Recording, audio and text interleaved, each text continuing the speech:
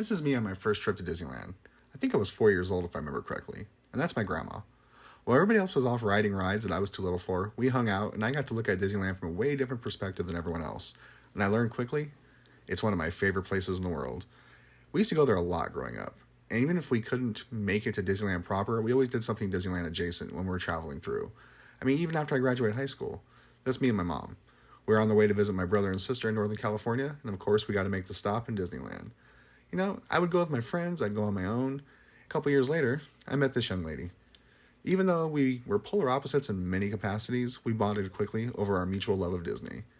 And we went there a lot. Probably way more than two adults should go to Disneyland.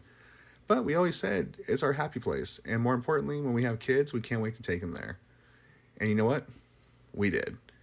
We couldn't wait to take our kids there the first time, starting off with our first son, Henry, who just loved Mickey Mouse in their first encounter, all the way up to when our son, Charlie, was born. We go quite a bit. In fact, every time we leave the house, going to Disneyland, in their eyes, is always a destination. And we went so much, we realized we're actually Disneylanders, and we don't live in California, so it's kind of a trek for us. And we did things together we never thought we would, like stay at the Disneyland Hotel, or even go to Disney World. And you know what? We picked up some tips and tricks along the way. And that's what this video is. We're going to show you tricks and tips to be Disneylanders that don't live in California.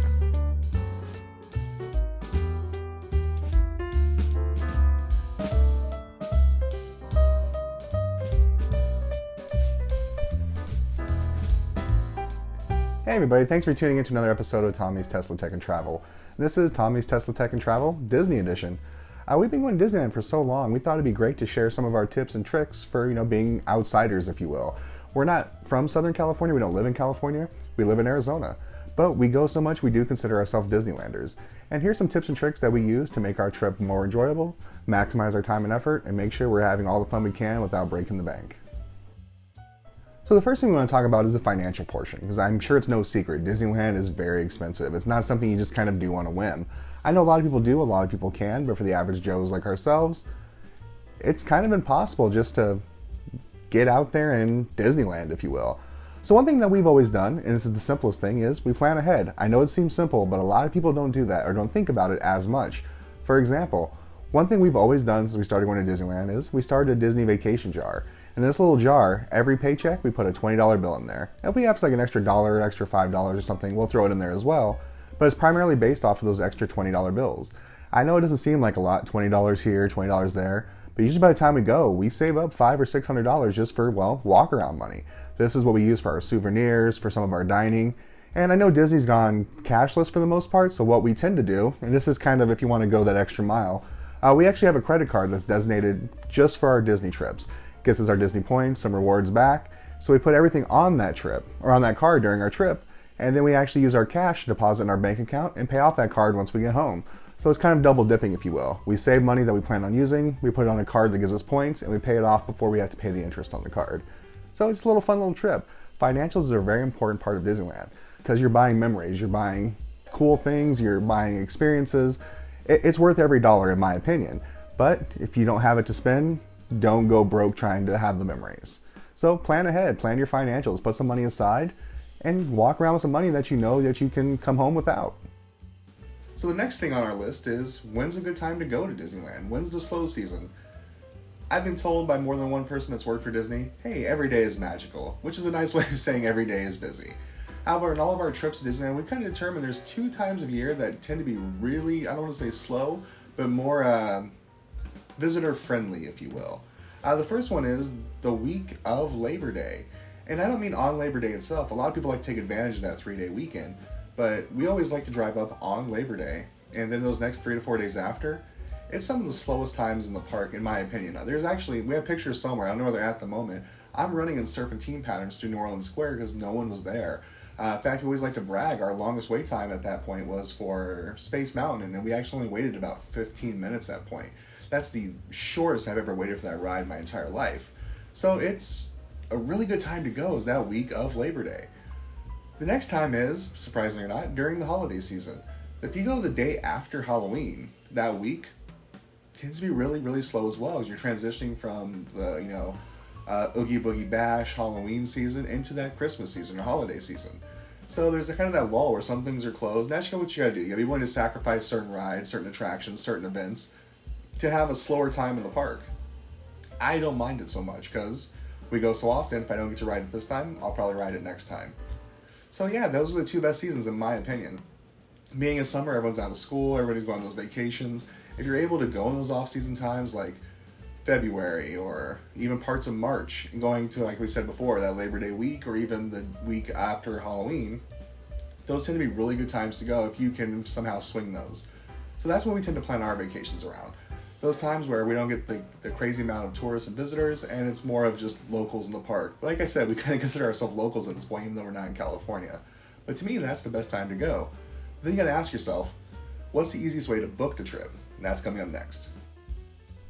So how do we book our trip? Well, it might seem kind of like an easy answer, but we always start off using the Disney app. I mean, think about it. Their goal is for you to come to the resort, spend your money, have a great time, leave, and hopefully come back. So they try to make it as simplistic as possible and try to give you all the offerings there in one spot. So it makes sense to start off with the app. You can book your hotel, you can book your tickets, you can book your dining even. Here's the catch. Sometimes it's not the best price through the Disney app. The website we've always tended to use since we started going to Disney together as a couple is Getaway Today. It's a fantastic website to use because you can book your trip, your hotel, and usually even get a discount. Granted, there's all these good neighbor hotels that you can book through the Disney app or Disney Experience, but the reality is there's so many hotels around there that aren't on their app that are still really, really great, options. Like for us, sometimes we sacrifice, I don't want to say quality of hotels. I think all the hotels through Disneyland are actually really good and really decent, but we like to be that short distance away so we can take breaks during the trip. So we like to go and have like an afternoon nap or take the kids back to have some quiet time because they get overstimulated in the park. So we like to be in that really quick 5-minute walk, 6-minute walk. And we don't like to spend an arm and a leg, and sometimes there's really good deals on other apps, including Getaway Today. Well, I keep saying apps, websites. Speaking of websites, one website I do like to recommend, it's worked well for me. You can try it, it's up to you. It's called isitpacked.com. Someone actually put together all these like wait times and the best times to go to all the different parks, and they tend to be pretty accurate.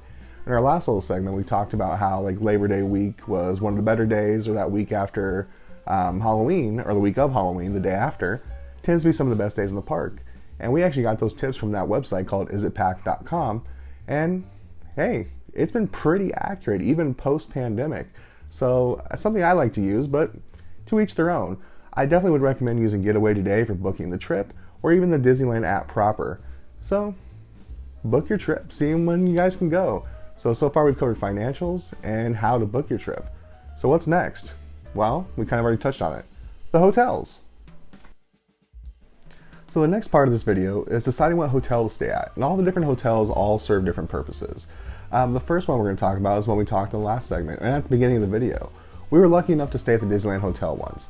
That is a huge cost commitment. But we were lucky to stay in the off season. They just started construction on the DVC tower there. So we actually got a pretty good rate. And by pretty good rate, it was like $500 something a night. So we were only able to stay there really 2 nights without going into our money that we had set aside for the actual trip. It was definitely worth every dime. You got the experience. It comes with the provenance of that true Disney history. Like, there's really nothing like staying in the Disneyland Hotel. I mean, just the headboard alone, put us way over the moon of that experience. And we got a perfect view of the pool. We saw the Disneyland, sign at night. It was amazing. But we also like to stay at other hotels for different purposes. Like our last trip through Anaheim, we actually stayed at the Sheraton right there across the street from DCA. And what I really liked about it, the view. We were on a higher floor. We could see all of DCA. We could see all the way as far back as Black Spire Outpost. So that made that stay really worth it, but if you're gonna be willing to walk a little bit, because that wasn't a quick jaunt back and forth for like breaks and naps and everything else, we really had to, hoof it over there, if you will. Which is why we usually like to stay at places like the Theme Park Entrance Hotel, which that was a true experience in and of itself. Because we went there, it was our first time taking Henry, our oldest son, to Disneyland. So we kind of forked out a little bit of extra money to stay there, because it's directly across the street from Disneyland. You had a beautiful view of the fireworks at night. And it happened to be our anniversary time too. So when we got there, they actually had some anniversary presents for myself and my wife and a little stuffed animal for Henry, which was really cool. But the price now, it's gone way up since the first time we stayed there. It's almost just as expensive to stay at one of the Disney hotels that it is at that park. But a cool advantage is you do get a water park built in there. And I gotta say, on that subject, I'm not a huge fan of having like the water parks or whatever, the splash pads at the hotels themselves. You're there to go to Disneyland. You shouldn't be spending that much time at the hotel except for sleeping and maybe breaks and naps. Just my 2 cents. So we really like to stay close and walk over, take those breaks like I just mentioned, which is why the Tropicana is actually probably our favorite hotel to stay at, because it's literally right across the street from the entrance to Disneyland. Like, you're there in less than 5-6 minutes, even pushing a stroller with 2 kids.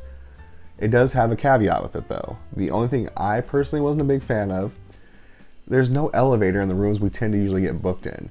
So when we go there, you have to climb up those stairs and down those stairs. And the reason it's such a big deal, we have a pretty large stroller that we have for our kids. I usually get to be the one that picks it up, and carries it down. Even if it's broken down, it's still multiple parts and pretty heavy, especially with all of our backpacks, water bottles, Disney souvenirs, all that good stuff. But the hotel itself is so close. Oh, it's my favorite one to stay at. Might not be the most up-to-date or luxurious, but my goodness, you get to the magic quicker, which makes it worth it in my opinion. Now, don't get me wrong, I would love to stay at some hotels in the future like the Grand Californian, which is, more of an experience than just a place to stay, which will be amazing. And I can't wait to see what they do with Paradise Pier when it becomes the Pixar hotel, well, Pixar themed hotel. But there's also plenty of other hotels around the area. We've stayed at the Anaheim Hotel, we've stayed at the Marriott right down the way too, which is near the Sheraton, but the catch is you kind of have to go past it and you don't get that clear view. Basically, you just see the Hilton, which you can still see the fireworks and everything at night, which was awesome, but it's not the same thing as actually seeing the park proper like you do at the Sheraton or the theme park entrance or even the Disneyland hotel. So pick your hotel based on what your needs really are. So like for us, like I said, we like to be close, but every now and then, if we don't care about that walk, it's nice to have those higher up hotels where you get that perfect view of the parks. And another big thing that I have to kind of take into consideration is, well, this is Tommy's Tesla Tech and Travel after all. I drive an electric car. I drive a Tesla Model 3. I gotta make sure that there's a place close by where I can park, and I actually prefer having valet at this point because I just want someone else to park it. It's in that area that's getting watched. And some of the hotels actually do have electric car charging. But what's really cool is Disneyland actually has a huge bay of electric car charging, EV charging at downtown Disney, and even at the Disneyland Hotel. So when we stayed there, that was awesome. Plugged it in every day when we had to go somewhere real quick. I woke up to a full charge, which was fantastic. The bright side is, just down the street from all the hotels, I believe right off of Harbor, there's actually a full-on Tesla charger. Only catch there is it's like in a business park, and there's one time I went to go charge there at night, and the security guard told me I wasn't allowed to go charge in there. It was a public Tesla charger, so I don't know why I couldn't. But it's something that's to take into consideration too. So something to think about is, your parking, how much it's going to cost overnight. That's why we like to attend to parks where we can basically walk over to Disneyland, so we don't have to pay that additional parking fee at the park. So we pay for overnight parking at the hotel. I don't want to pay for it during the day at Disneyland. So that's a big reason for me to find a hotel where we can walk to and from Disneyland and save a little bit of money. Because, hey, again, Disneyland's pretty expensive. Which brings us to our last segment. Some tips and tricks to really have fun in the park itself. And for starters, the thing I can't stress enough is don't have an agenda. And I know that's hard for me to say because I'm a planner. Like, believe me, I plan things out to the T. I like to know what I'm doing, when I'm doing, where I'm doing. When we go to Disneyland, we let the park dictate our experience. And by that I mean, we're not going to go there and say we have to do this ride, go to this attraction, watch this parade. No, we kind of just go with the flow. We check wait times, we walk around. The nice thing about Disneyland, every time you turn a corner, there's a new experience. I mean, their whole goal is to be the happiest place on earth. So everywhere you look, there's something going on. So my personal opinion, and from all our experience, having been to Disneyland 15 to 20 times over the last 8 years, just go there and have fun. Let the park dictate your experience. If you set yourself up for disappointment, like, we're gonna ride Space Mountain at 5 o'clock.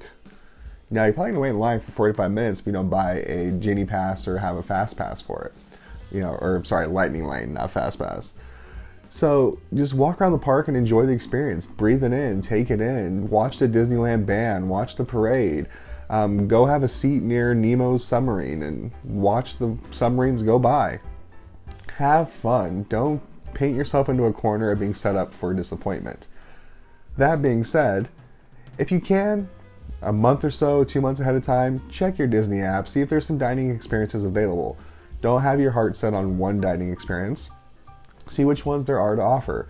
And the cool part is, a lot of times there is some walk-up dining experiences available. If you just ask, go say, hey, go to Lamplight Lounge and say, hey, I'm looking to get in today. Is there any availability? No? Awesome. I'm going to go have a snow cone. And also, don't be afraid to take breaks. Growing up, you saw that picture of me, myself, and my mother at the beginning of the video. When we went there, we got there at 8 a.m. We left when the park closed. Like, there was no breaks. You wanted to get the best bang for your buck, which is the mentality I had forever until that first time we decided to go without an agenda. And I remember that first time, it was about 3 o'clock in the afternoon, and my wife and I looked at each other, and we're just like, man, we're tired. We're getting older. So we went to our hotel. We had like an hour nap, and we came back. We were ready to go for the rest of the night. And then when we actually had our children, it was even more reason to go take those breaks and naps, because our youngest Charlie, man, he needs naps. If he doesn't have them, he's an angry little guy.